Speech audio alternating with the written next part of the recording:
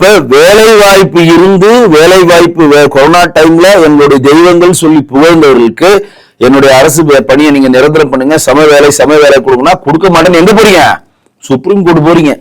தமிழக அரசு போய் சுப்ரீம் கோர்ட்டுக்கு கொடுக்க முடியாதுன்னு. என்ன மாதிரி அரசாங்கம் பாருங்க. அவங்க போராட்டத்தை பண்ணா எப்பவுமே போராட்டம் பண்றப்ப என்ன பண்ணுவாங்கன்னா எல்லாரும் வண்டியில, நான் நிறைய கைதியா இருக்கேன், எல்லாம் ஏத்திட்டு அப்படியே சென்னையை சுத்தி காட்டுவானுங்க. டைம் அந்த 1 மணி நேரம் 2 மணி நேரம் சுத்திட்டு ஒரு மண்டபமா கேட்பானுங்க, பிச்சை கேட்பானுங்க. சார் மண்டபம் இருக்கா? மண்டபம் இருந்தா கைட்டு உள்ள வச்சிருவானுங்க.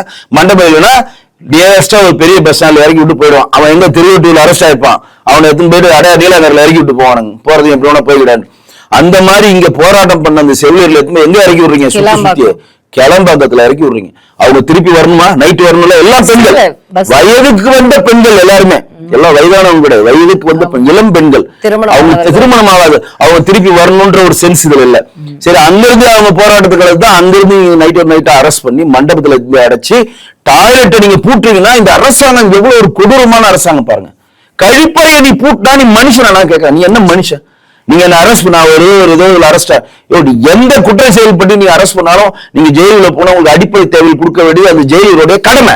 உனக்கு 3 வேளை சோறு கொடுக்கணும், 2 வேளை டீ கொடுக்கணும், உனக்கு தூய்மையான கழிப்பறை கொடுக்கணும், உனக்கு காற்று வசதி உள்ள அறை கொடுக்கணும், உனக்கு படுக்கிறதுக்கும் இருக்கிறதுக்கான பாயும் போர்வையும் கொடுக்கணும். இது அடிப்படை வசதி.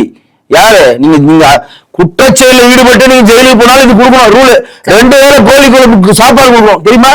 நீ ஜெயில 2 வேளை அசைவம் தரான், தெரியுமா உங்களுக்கு? அந்த பொண்ணுங்க என்ன பண்ணுச்சுங்க?